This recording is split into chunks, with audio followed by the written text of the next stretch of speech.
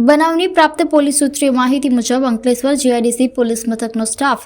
ઉપલી અધિકારીઓની સૂચના અન્વયે જીઆઈડીસી મથક વિસ્તારમાં મિલકત સંબંધી ગુનાઓ ડામવા સારું પેટ્રોલિંગમાં હાજર હતો। તે દરમિયાન અંગત બાતમીદારથી બાતમી મળી હતી કે એક આઈસર ટેમ્પો શંકાસ્પદ ભંગારનો જથ્થો ભરી મુક્તિ ચોકડીથી અંકલેશ્વર ઇન્ડસ્ટ્રીયલ એસોસિએશનની ઓફિસ તરફ આવી રહ્યો છે। જે બાતમીના આધારે વોચ ગોઠવતા એક આઈસર ટેમ્પો કે જેનો રજિસ્ટ્રેશન નંબર GJ16Z5135 આવ્યો હતો,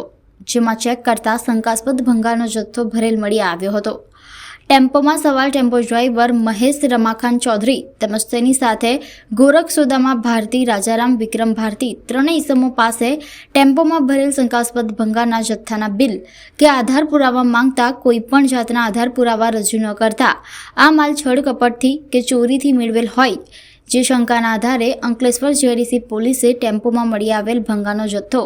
કે જેનું વજન 2365 કિલોગ્રામ કે જેની આશરે કિંમત રૂપિયા લેખે 70,950 તેમજ આઈશર ટેમ્પો કે જેની આશરે કિંમત 4 લાખ ગણી, ડ્રાઈવર પાસેથી મળી આવેલ મોબાઈલ ફોન કે જેની આશરે કિંમત રૂપિયા 500 ગણી કુલ 4,71,450 રૂપિયાનો મુદ્દામાલ CRPCની કલમ 102 મુજબ કબજે કરી ટેમ્પો સાથે આવેલ ત્રણેય ઇસમોની 41(1)D હેઠળ અટકાયત કરી આગળની વધુ કાયદાકીય તપાસ હાથ ધરી હતી।